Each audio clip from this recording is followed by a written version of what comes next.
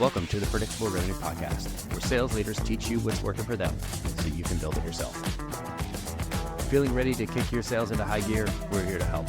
Check out our sales coaching and consulting services at predictablerevenue.com. Welcome back to the Predictable Revenue Podcast. I'm your host, Colin Stewart. Today, I'm joined by show veteran Zach Barney. Number 3 or 4 or something like that, man. I was going to say, I haven't counted because math is not my strong suit, but I'm pretty sure you're the only person we've had on this many times. So I'm always excited to have you back. You were the first. You won't be the last. Yeah, welcome. I take that as a compliment. Thanks for having me, Colin. Absolutely.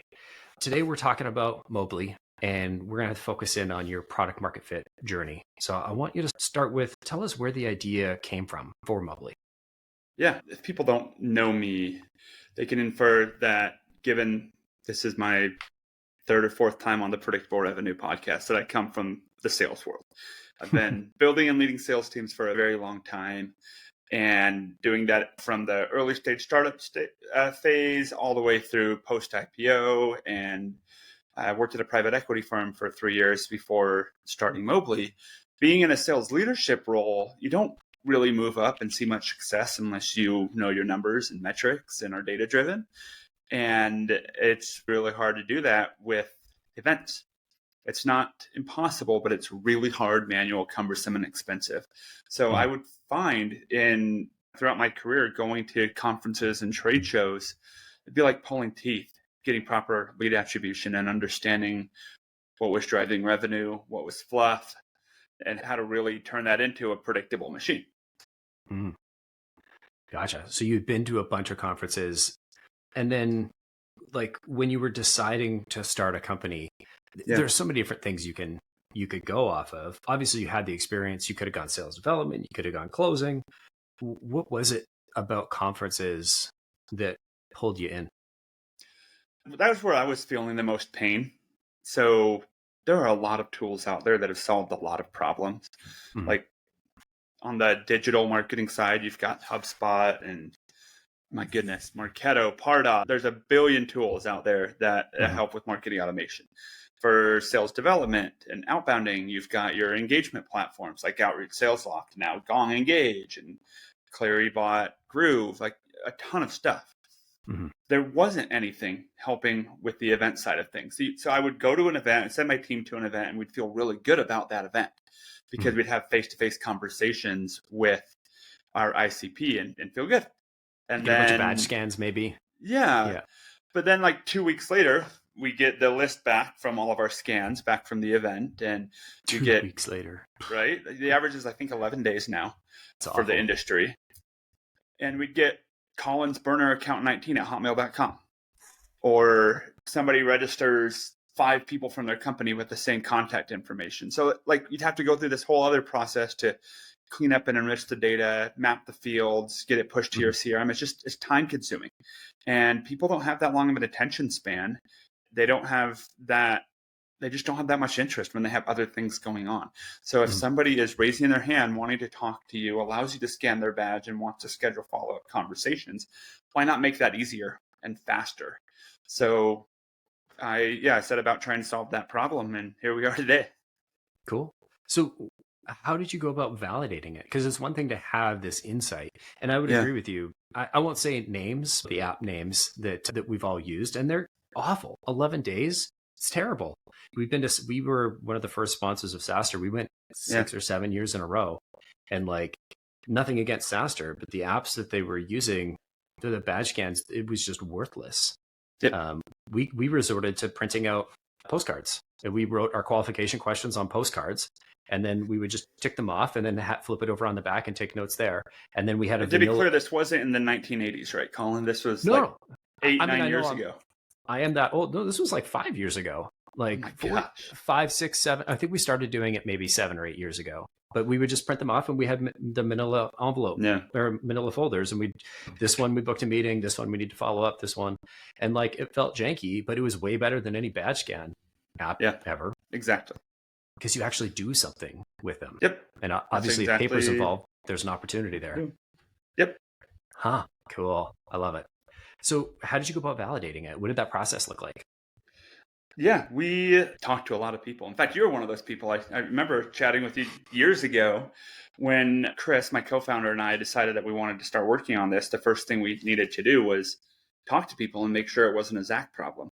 So we chatted with 30, 40 people that were all CEOs or heads of marketing or directors of events, like all people that we should be selling to, various sizes, and got overwhelmingly positive responses. The vast majority of people said, yeah, this is a problem. I would love to see it solved.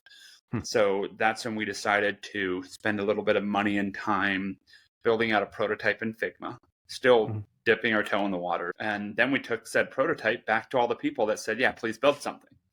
So we went and had 30 more additional deep interviews showing them the prototype over the course of about a month in December of 2022. And the feedback, again, was overwhelmingly positive. People were asking us for contracts. And we're like, this is just a Figma prototype. We don't have it yet. Yeah. But thank you. That's amazing. And at the same time, like, I was just continuing to experience the pain myself going to events and having it take forever. Like, I cannot believe this hasn't been solved yet. I've had the idea for a long time. And yeah, that's how it went. Cool. And so who did you reach out to first? I guess obviously you're pretty connected in the sales world. So finding sales leaders that go to conferences pretty regularly are probably 30 of your best friends that you're reaching out to. Is that fair? A lot of that, a lot of marketers, a lot of former coworkers of mine that went on to start their own thing and gone through the founder journey and knew what I was getting myself into. Yeah. Roughly how many conversations? I heard 30 kind of prototype feedback sessions. How many? Yeah, it was probably 40 on the initial, and 30 or so said, yeah, this is super interesting. We want to learn more. And the source of those 40 was like referrals, word of mouth kind of thing? Yeah, mostly. I mean, we also just reached out to people that we thought would be a good fit and said, hey, we're thinking about building this thing. Would you mind giving us some product feedback? That's a minority, though. The bulk of them were people that we knew. Yeah, fair enough. It's always way more handy when you could sell or you could get that feedback from the folks within your network. Yeah. So the validation process, 40 initial interviews, 30 feedback sessions. Where did the first customer come from? First customer came from a former customer of mine at a previous startup from 13, 14 years ago, who was one of the initial people that we interviewed, saw the value. He had recently gone off on his own and saw the need because he was building out relationships at events. So he said he was absolutely willing to put a little bit of money toward it and asked for a contract, signed it, and paid by credit card same day. So that was great. And then our first enterprise account came from an event where we ate our own dog food and showed them how it worked while they were struggling with the whole fishbowl full of business cards. Oh, that's awesome. I will race you. And what a great opportunity to go and like show off the product. And because you're actually using it, you're not just rubbing it in their face. We're very lucky being a marketing tech company, selling to marketers, have budgets and understand pain, going to places where marketers hang out. It's really nice and convenient for us. So first customer came from customer development interviews. And where did your next customers come from? LinkedIn. Chris and I are both incredibly loud and well networked on LinkedIn. We post and build in public and drive a lot of demand there. We paid a little bit of money to get our own website and got a bunch of random inbound leads, but like that's all anecdotal, Colin. The biggest one was going to events and meeting people. Like we would go to an event where people would be experiencing the pain that we solved, and we would just talk, visit everybody, get a better understanding of them and their situation and pain. And yeah, that's where the lion's share of our early customers came from. Cool. How many conferences did you do or to get those first? Oh man. I want to say me personally, at least 15 to 20 over the course of about 6-8 months. That's quite a few conferences. Yeah, like almost every week we were at something, whether it's a small local thing or traveling. Yeah. Gotcha. Easy with a big family, I'm sure. So easy when you're married with 5 kids. Chris has 6. Oh my God. So yeah, so you guys live in Utah or something? Yeah, those weirdos. Wow. Yep. That's a big family. That's awesome. So first early set of customers came from conferences. You mentioned Mhm. building in public and posting a bunch on LinkedIn. What did that produce of value? I see a ton of people talking Yeah. about the building in public and posting on socials and Reddit Yeah. and LinkedIn. And it's a whole lot of effort. And maybe if the algorithm catches you, great. Maybe if you already Yeah. have those people in your network that are already following you, maybe that works. I'm curious, what kind of value do you attribute to that? I would say the biggest value is it's I don't think it's that much effort. Like just to spend 5-10 minutes posting something, whatever's on your head, Mm, sharing real raw updates, make yourself real and accessible and live as a human being. mm, That resonates with a lot of people. And you never know who is going to have a need for what you're solving. So being out there and staying top of mind is never a bad idea, as long as you're not getting overly political or controversial in your post. Like, you can't harm your business by being out there and being authentic. So mm. we that's what we just decided to do. We're going to be ourselves. We're not going to be overly formulaic. We're just going to post frequently and network with people and engage with people, and it works. Yeah. Right on. It works, I think, in part because you're selling to marketers and they happen to be on Sure. LinkedIn. Say Yeah, you're yeah. selling to I wouldn't be doctors. on LinkedIn all day. Like the PE firm that I was at, we sold to auto shops. Shop owners don't hang out on LinkedIn. You know where they do Yeah. hang out? They hang out in Facebook groups. I Huh. didn't know that was still a thing, but they do. So that's what they were big on the sales side. Really interesting. Yep. Facebook groups. You learn something new every day. Crazy. Blew Yeah. my mind. So I want you to think back to like that moment where you first realized you had product market fit. What did it feel like? It wasn't that long ago, and it was freaking awesome. So when we first raised a pre-seed round about a year ago, our lead investor was very careful to tell us you don't have product market fit yet. Like, you've got early signs, Mhm. but this is what he calls concept market fit, where people, they buy the idea, they understand that there is a pain, and they're willing to invest a little bit in it. But you've got product market fit when people renew and when they upsell and when they refer people to you. So we got through our first revenue cycle. Our first renewals happened probably 4 or 5 months ago, and the rate at which people renewed and upsold and signed multi-year agreements was our evidence to say, yep, we got it. We got it. Like, people are buying, they're happy with it. They're happy enough Mhm. to take it with them when they leave the company and go somewhere new. We had 2 of those today. And then, yeah, when they're willing to pay you more money and do case studies for you and sign upsell agreements, then clear as day, we have product market fit. Yeah. That's fantastic. Was there something in the early, like, what were the earliest signs of like, I think there might be something interesting here? One of our very first customers, she used to work at a predecessor of Mobley, like a company that was building something similar, didn't attack the problem the same way, but Mhm. was attacking the same problem. Mhm. And to hear her say, this is what we should have done back then, and I have been looking for something like this, like super early on, that was like, Mhm. yep, we got something. This is an industry veteran who is far more about it than I do, who's Yeah. telling us we're onto something really impactful, and was willing to sign an agreement with us really quickly without any sort of social proof or anything, was definitely a leading indicator that we would get there. That's pretty exciting. Those are always really fun moments. So fun. Yeah. Were you intentionally going out to industry vets and saying, "Hey, let's find Mhm. the old dogs in the space and see if they can tell us this is a terrible idea"? Yeah, absolutely. I love that. As you started to scale up, it sounds like events is obviously a big part. What channels are bringing in the most customers right now? Events, webinars, podcasts, and we just started experimenting a little bit with like content syndication and ads. Mhm. And so it's a little early to tell on those ones, but we get leads all the time from our webinars and podcasts as well as events. Cool. Talk to me about the webinars.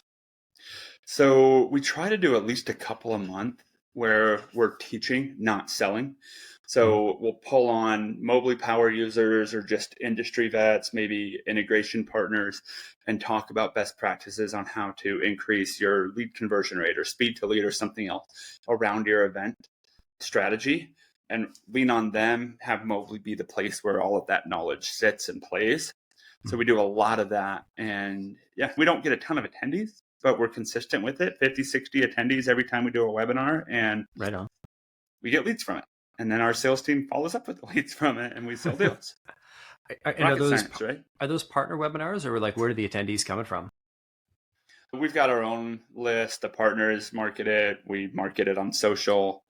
Mm-hmm. But yeah, it's mostly us just sending out email blasts to our subscriber base and connections and telling them to invite people. Gotcha. I love it. I really appreciate you coming on. I wanted to, before we go, you have an interesting story. Tell me about what happened to your knee.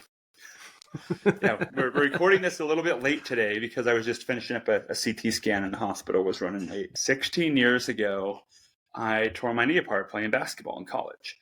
I was not a collegiate basketball player. I was playing intramural basketball, nothing special.